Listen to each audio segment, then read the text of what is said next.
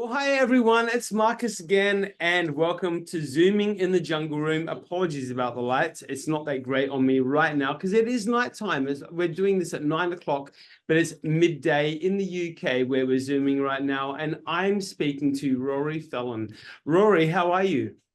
I'm good, thank you. How are you? Good, thank you. Now, of course, you're going to be coming to Australia very, very soon, and it's for the show The Life and Music of George Michael, which is going to be playing at the Hindley Street Music Hall on the 31st of July. How excited are you for getting back to Australia? I honestly, I can't wait. I really, really can't wait. I mean, it's been almost 15 years since I was last in Australia. Yeah, wow. Um, so I'm just super excited to come back and to get to come there with this show. And the show is just such a party atmosphere and everything. And I think it's just, you know, when I was in Australia as a kid, I just remember it always being so vibrant and just kind of this real community feel. And I'm just super excited to be coming back there with a show and to try and kind of bring that party with me. Fantastic. And now, Luke, I know because we were just speaking off recording before, but you've never actually been to South Australia before. Indeed, obviously Adelaide, and then other parts of Australia as well you haven't been to. But Yeah. what do you know about Adelaide? What are you expecting when you come to South Australia? To be honest, I am very naive. I don't really know too much about it. Uh, Got a lot of family that live in Canberra, and so I kind of only learn about Australia kind of through them. And I spent a bit of time in Sydney and around the Byron Bay kind of places. But yeah, I don't know too much about it. I've always heard that the coffee is amazing. Whether or not that is true, that's something I'm very excited about. Really true. Okay, good. I'm very excited for that.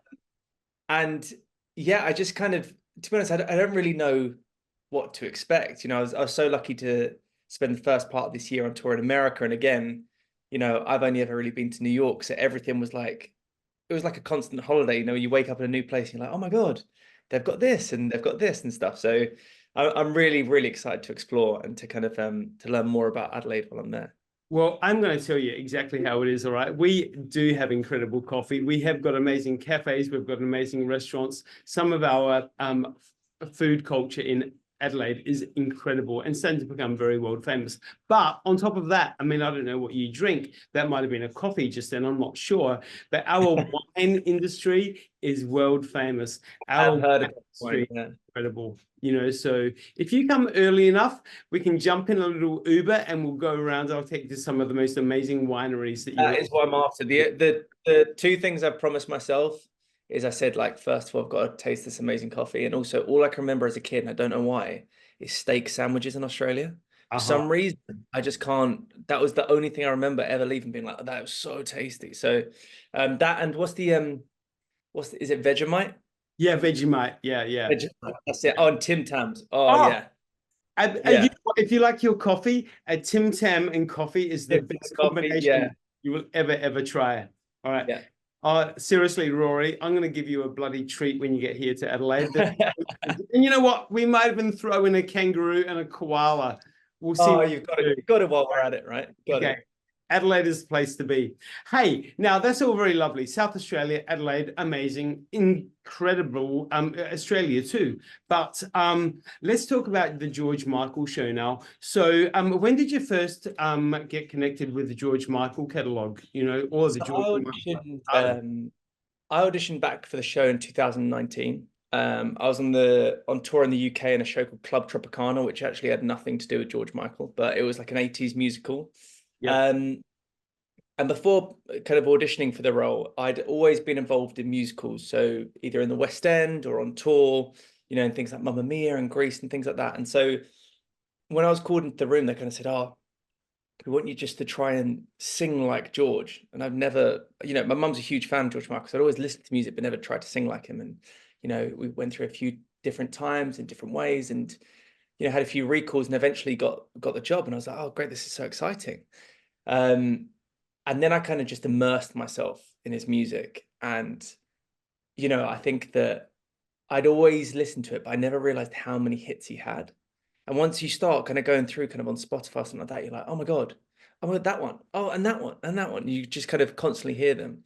And obviously my mum knows all the words. So, I mean, she had me learn them from when I was a kid without realizing. But yeah, it was then, and then kind of we did the first American tour and the second American tour, and it was just, it fully became part of my life. And you know, as we spoke about off camera, like I am I am heavily involved with the Wham and the late 80s and early 90s George. That's kind of the bit that I take over on.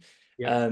That for me is just kind of, you can't beat that kind of music. You know, when I get to come out and sing like Everything She Wants or Faith to the audience, it's just such an incredible experience. Because, yeah, like we were saying, like you were just telling me, that there are actually two singers that perform in this show, the early George Michael and then the latter George Michael. So you are the early George Michael. So you get to do the bangers like Wake Me Up Before You Go Go, Careless Whisper. Now, of course, Rory, I'm sure you've seen the video clip to Wake Me Up Before You Go Go, you know, Choose Life, you know, the short shorts. Do you get to wear the costuming? I don't want to give too much away, but 100% you can imagine we try our best to pay homage to uh, George's George's take on it. But yes, the Choose Life t-shirt will be appearing. Yay, awesome. Yeah, it's and we encourage, at that part of the show, we encourage everyone in the audience to get up and join me while we're doing the Carlton, you know, with the arms going side to side, doing all the famous George dance moves is what we're going for. I will be there, you know that. I will be in the front row doing all of the We'll have to moves. get you up on stage in a Choose Life t-shirt as well and going for it. Don't even tempt me, Rory. You know what's going to happen. Rory, what would your favorite George Michael song be? So tough. I always get asked this, and I think that it comes down to a couple. I think Faith, probably, just because for me, when that starts in the show and people hear that guitar, that dun dun dun dun dun, instantly you can just feel the vibe in the room just change. And you know, you can't beat wearing aviators and a leather jacket and getting to sing that, you know. So, that, and I'd probably say as well, Everything She Wants. I really, really enjoy that. And then Wake Me Up Before You Go Go. Every time I think of one, I have to think of another one and another one, you know. But no, it's such a great time. So yeah, I would probably say Faith, but all of them, to be fair, I love singing them all. Okay, let's say that you were getting in the vibe for doing the show, and you had an hour to kill, you know, in the backstage, dressing room, whatever. Is there an album of George Michael's that you would actually go to? It's like, yeah, this is the album I need to listen to get in. I usually listen to well, I kind of listen to all the songs around their first tour, the big tour. And then they're the kind of main ones. I kind of feel that I start off kind of more chilled and I listen to kind of songs like Different Corner, like his first like solo kind of songs. And then by the time it gets to party time before the show starts, I've got like Edge of Heaven like Blair, and I'm like dancing my dress and stuff. So I kind of work my way through the catalog before I get to the stage. I love it. I love it. Did you ever get to see George Michael perform live at all? I didn't, unfortunately. Because you know, when George was big, I was born in kind of 1992, so I kind of missed his big kind of breakout, or I didn't kind of comprehend it at the time. But as I say, my mum was a huge fan, and my mum saw him live, and my cousin saw him live. So many people in my family got to see him live. He actually did an intimate concert in London just for NHS workers. And my aunt and my uncle both were taken to attend, and it was like 300 people with just George. Like, it was all that kind of stuff. But the funny part of auditioning for the show, so I was trying to do all this research and learn about him. And one of my best friends was one of the last people to sing a duet with George on the X Factor over here. His show. And I said to him, I was like, I'm auditioning for this show, and you know, and he was like, I'll tell you all about him, and told me everything about George. And he actually lent me a shirt that he'd been wearing through the rehearsal process that he would worn with George for the audition, which is really cool. That is huge. Wow. Yeah. So tell us about the other guy involved in the show. So you know, when we've done your section of the show, the more advanced part of George Michael's career, who plays that section of the show? That actor is Craig Wimberry. He's from New York. Yep. He's fantastic. And he looks so like George. It's crazy. The first time we met, because obviously when I get ready for the show, kind of, I have my ear pierced. I don't have it in now, but I usually have my little cross hanging down like yours. And the first time we met, we were kind of all dressed up in our costumes and stuff. Yep. And I kind of came around the corner with my leather jacket on and stuff. And I was actually taken back with how similar he looks, because he's got the kind of goatee and the shorter hair. Yeah. His voice is fantastic. But yeah, Craig's been working kind of in theatre and with the music for years. And yeah, and then when we just partnered up on day, we just really had this bond, this connection that we bring to the stage with us. And we've been so lucky to, whenever the show's been put on, be doing it together. So it's just been lovely. So Craig essentially takes on the album, I guess, older, and then Exactly. Yeah, Yeah, gotcha. we kind of have a again, I won't give too much away, but we have a moment that the show transitions from kind of my era to Craig's era, and we do that together. And then Craig takes over kind of a lot more on his the solo career, going through the noughties. That's so funny. I was just literally going to ask you that. Is there a section of the show where you actually do a duet together? Clearly, the There answer is. yes. There is. There's a couple of moments that we sing together through the show. Yeah. But the big one is where it kind of, my time has come to an end, Yeah. and then Craig's taken over, and we have that kind of moment of swapping. Tell us about the band. How big's the band? The band we have, how many do we have in the band? I think we have 5 in the band. Yep. And our backing singer. Yep. And the band and our vocalist are just amazing. So Autumn is on BVs for this, but she also has a number of big duets and solos, because obviously George sang with some crazy voices over the time. So Yep. Autumn steps into those shoes and fills them. Like, when we get to sing with the Aretha Franklin songs, all that kind of stuff, Autumn comes up I and knew you were just waiting. Yeah. New York, right? And when Mary J. Blige song as well. Yep. So it's all that kind of moments. That's Autumn's big moment. She really sells it. And then we've got 5 in the band. So we've got Colin, who's on guitar. We've got Aubrey, who's on bass. We've got Sam on drums, and we've got Ricardo on keys. Okay, so there are 4 in the band and our backing vocalist. Ricardo's our MD, and these musicians. So I've now been working with them for 4 years on this show, and they're just ridiculously good. As in, I haven't heard musicians like that. I turned up, and sometimes people have kind of sheet music out and stuff. They can just go for days on just improvising, and they've really got the feel of the George Michael music down to a T. So yeah, I mean, they for me steal the show, because they are just they're crazy good. You know what? I am the biggest George Michael fan, or one of the biggest George Michael fans. I mean, obviously, there's a number out there in the world. Clearly, is that the artist was just the most amazing artist of so many different decades as well. And the other thing, Rory, let's touch on a couple of things. That the word tribute artist is a word that people don't really respect very much. However, during the last decade, or the last couple of decades even, we've lost a lot of these incredible artists, whether it be the Michael Jacksons, or the Whitney Houstons, or the Princes, or the George Michaels, David Bowies. I feel like it's really important, and tell me your thoughts on this as well. I find it's very important that these kind of shows exist, so this music lives on in pop culture.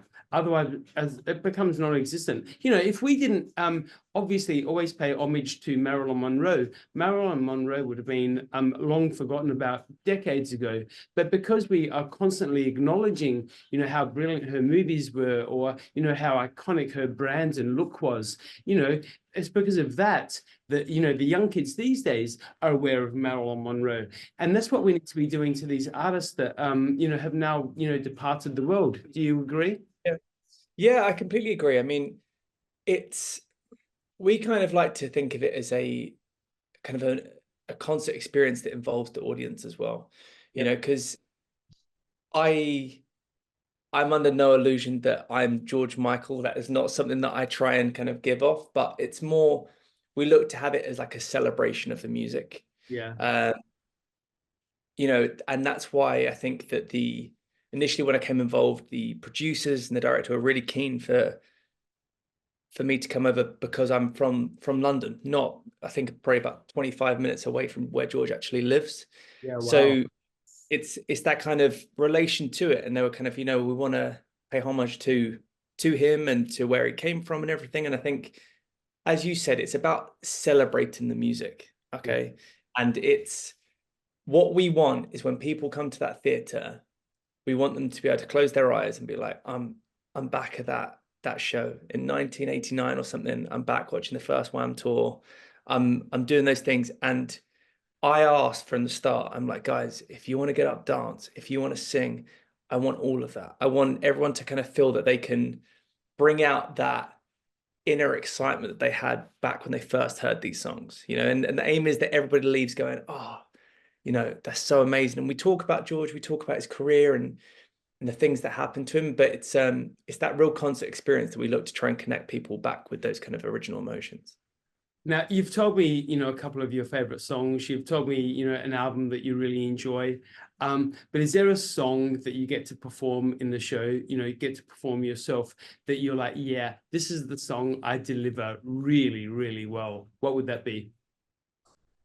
I mean, it's always hard because I always think I'm the biggest self-critic myself. But I think I have to say the one that I feel most connected to, and I always feel that it goes down the best with the audience, is One More Try.